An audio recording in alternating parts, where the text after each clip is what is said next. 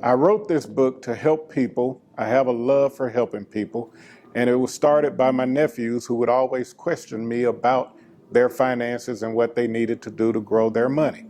So that's why I wrote the book, helping people to understand their finances to grow their money.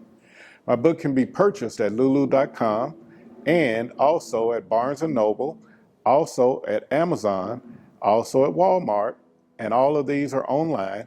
And you can also purchase the book right here at the Withers Museum, and they have the books on hand for purchase.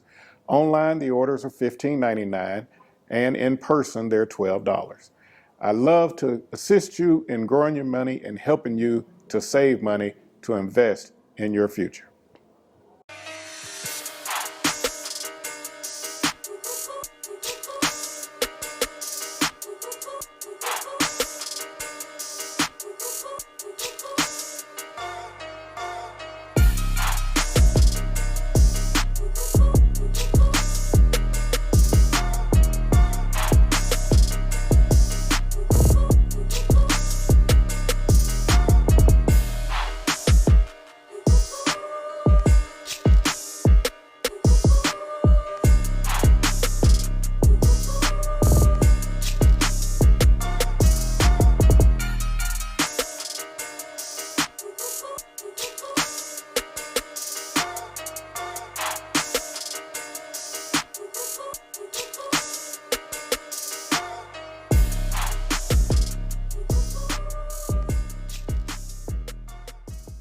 You are now tuned in to Dear Shamika, the podcast, where I am your host, Shamika Baxter. On this show, we challenge perspectives. Let's get right into it. Hey everyone, this is Shamika with Dear Shamika, and I have our amazing special guest, Greg Bethel, and he is going to talk about his book. So the name of the book is 7 Steps, The African American Guide to Financial Freedom, No PhD Required. What made you write this book? Well, it started with my nephews. They were always asking me when they were growing up about finances and what to do with their money.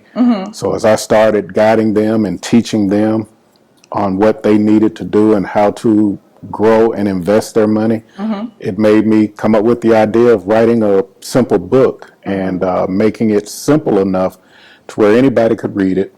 It's only about 49 pages, 7 chapters with 7 different steps. And if you do those 7 things, you'll find yourself on the path to building your wealth and building financial freedom. Oh, I like that word, wealth. So why, like when we talk about financial freedom, what does financial freedom mean to you? Well, financial freedom meaning to me is having control of your money, not being in debt, and being able, when you need to borrow money or go to a bank or buy something big, a house, car, something of that nature, you're in control of what you're able to do and how much you're going to spend. Not having them tell you, oh, it's going to cost you this and this is the best I can do. And you have control when you have the money and the finances to take care of your purchases the way you want. Okay, so within our community, because I know this book is tailored towards the African American community, what are some things that you've seen within the community as far as finances go that you feel aren't allowing us to prosper as a society or as a community versus others? Well, the first thing is I think we fail to realize we make a lot of money. We don't understand how to take the money that we make and save that money for what we want to use it for later. We think of money as right now, every day, every payday, I've got to spend it, spend it, spend it. Instead of saying, let me take a little piece of that pie, put it aside, but put it in a place where it's growing. Not just at a savings account, not just in a bank market account. You're still getting a small percentage. But if you can put that money aside in something like your 401k plan at work, a mutual fund that is invested in a whole list of different stocks and investment type avenues, you'll start to see that money grow as you put more money in monthly. Okay, so speaking of growing money, what is the first step in your book? Would you mind giving us a sneak peek to the book? Sure. The first step is you have to find out where you are with your money today. You have to build your, what we call the blueprint to your expenses, what you make, how much you spend, and what you have left over. If you don't have anything left over, you got to do something different about your spending. One thing that I can tell everybody, with the new television, ways to watch TV, you have streaming for $10 a month or $20 a month through all these different avenues.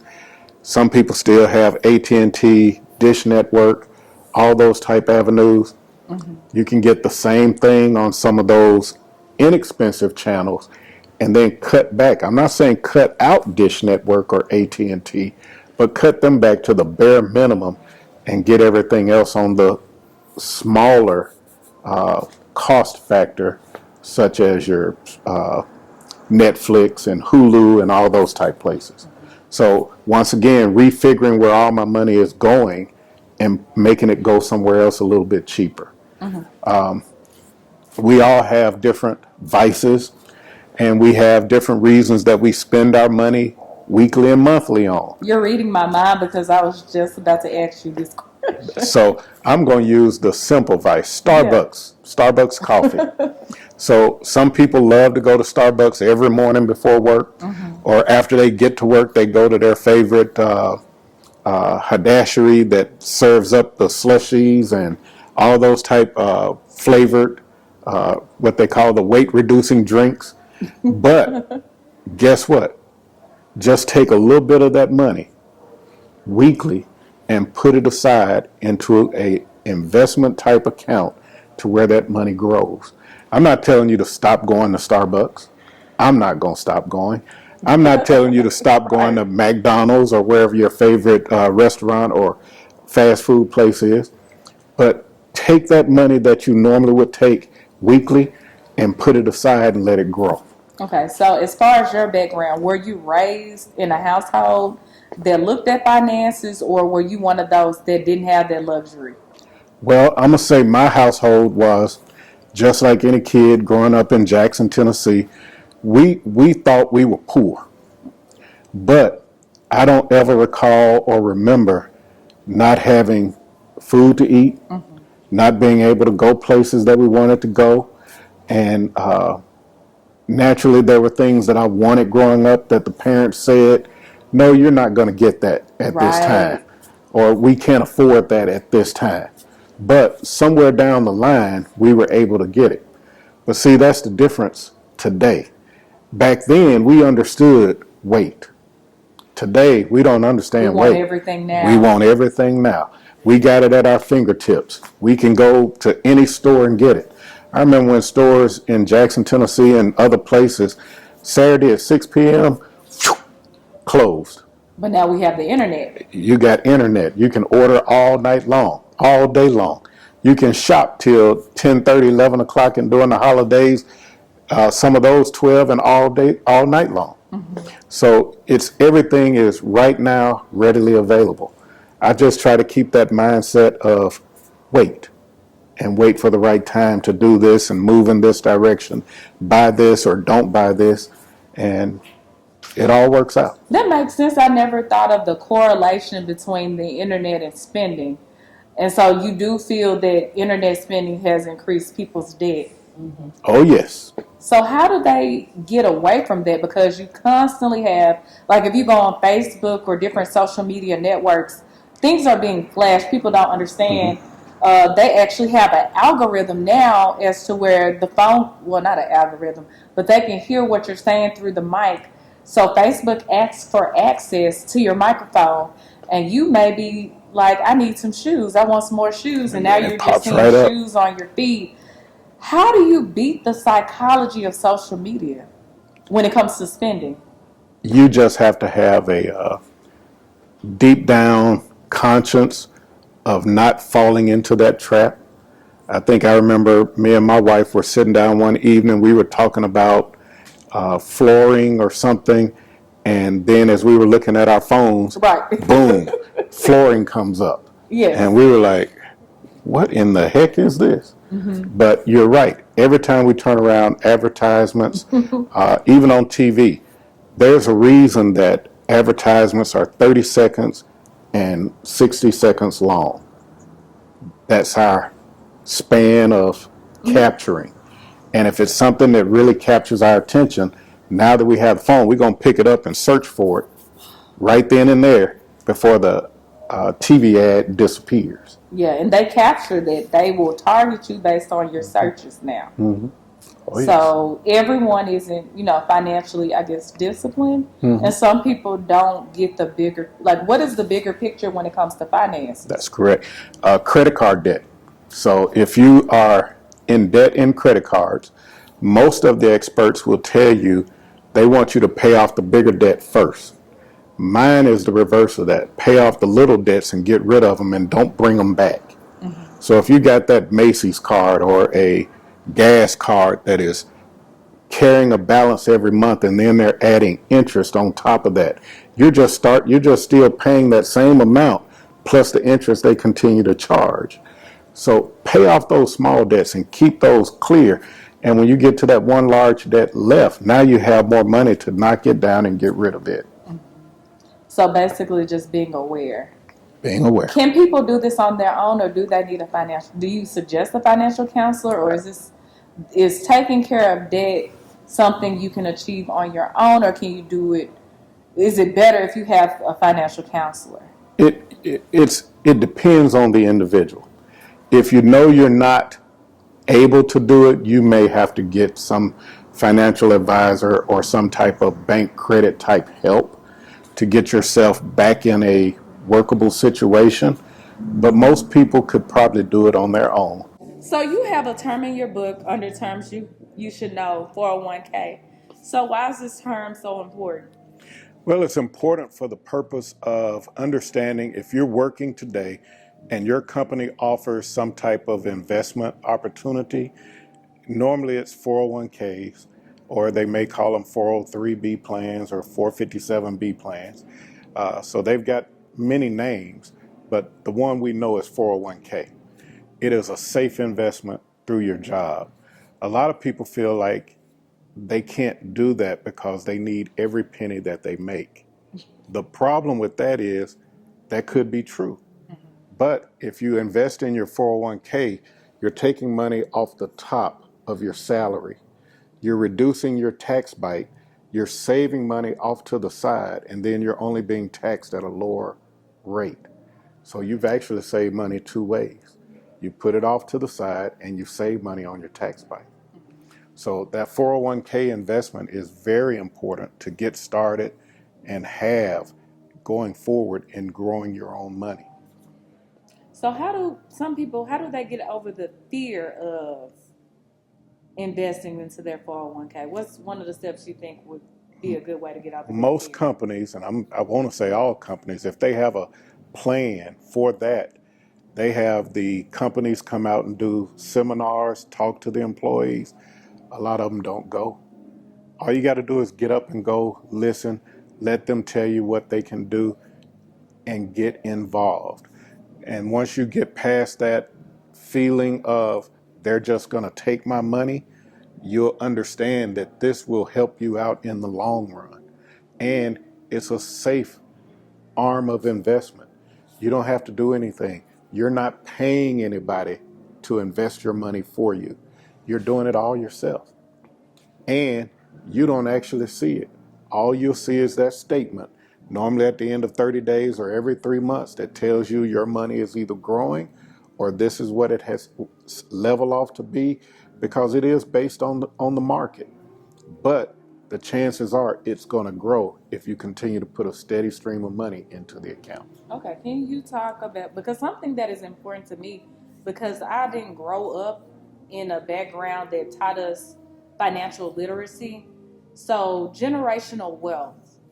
Can you speak a little bit on what generational wealth is and how a person could benefit from getting your book and learning for their generations to come? Well, generational wealth is having money set aside for when you leave this earth, for your loved ones, your children, your spouse, or anybody else that you may have as a beneficiary.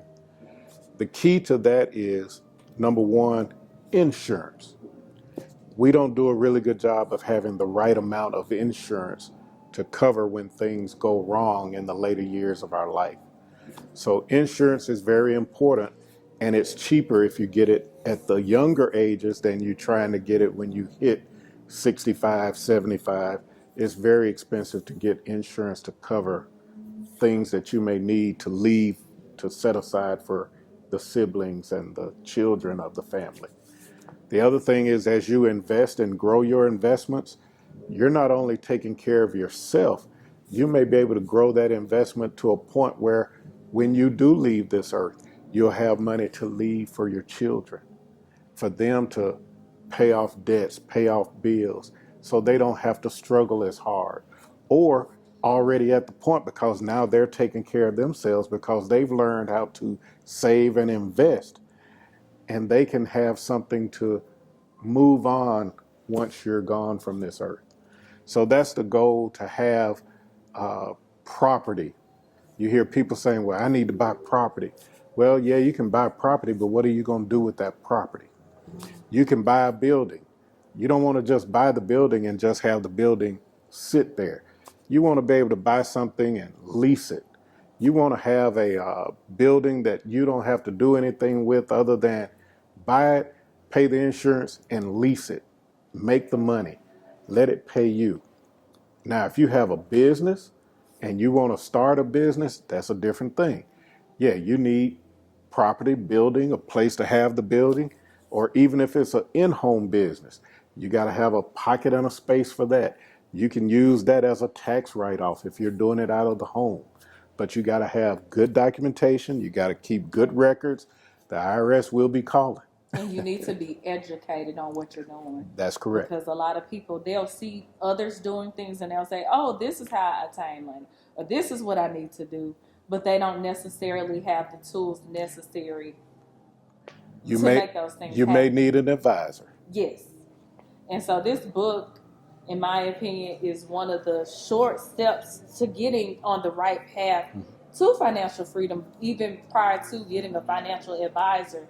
Because a lot of us are uneducated on, what do I do, or what do these terms mean? A lot of us don't know what this means, and a lot of us haven't been taught. Correct. And in our community, we're afraid to ask. Yes, we do not want to ask people for help. We feel like we can do it on our own. But when we have these group meetings and we have these dinner chats, and don't be afraid to talk about money. Don't be afraid to ask, what are you doing with your money? Don't be afraid to ask, where are you investing your money? You'd be surprised how many people love to tell you how they're doing with their money, growing their money, and what they are doing to secure their future. And we're sick of robbing Peter to pay Paul. I know, when I got to a certain age, I was like, I don't want to be, and if you go to church, you may hear this. I don't want to be the borrower. I want to be the lender. You know what I mean? You don't want to have to be the person constantly asking people, do you have this and do you have that? And when you're financially literate, you will put yourself in a position where you won't have to be constantly asking people, do you have and I don't have? And why does this always happen to me? If it ain't one, y'all know this for these phrases, Black community. If it ain't one thing, what they say, if it ain't one thing, it's a what? Always another. Or something else down the road. I can't win for what? Can't win for losing. We want to adopt a winner's mindset, and this is how we do it. And we are going to have you, we're going to wrap things up, but we're going to have you on a future show. If you guys or anyone you know is not financially literate and you want to know how to make your money work for you, we're going to have Greg on the show again, and then you're going to be able to ask him questions, and he's going to be able to help as much as he can in real time. But you guys, make sure to purchase this book. Where can they buy your book again? Barnes & Nobles, Lulu.com, Kindle, Amazon, E&I Book, and even at the Walmart app site. And you can come on down to the Withers Museum. you guys. And you can get your book here. And it takes a village. You guys have an amazing day. Say bye. Bye and thank you. Thank you.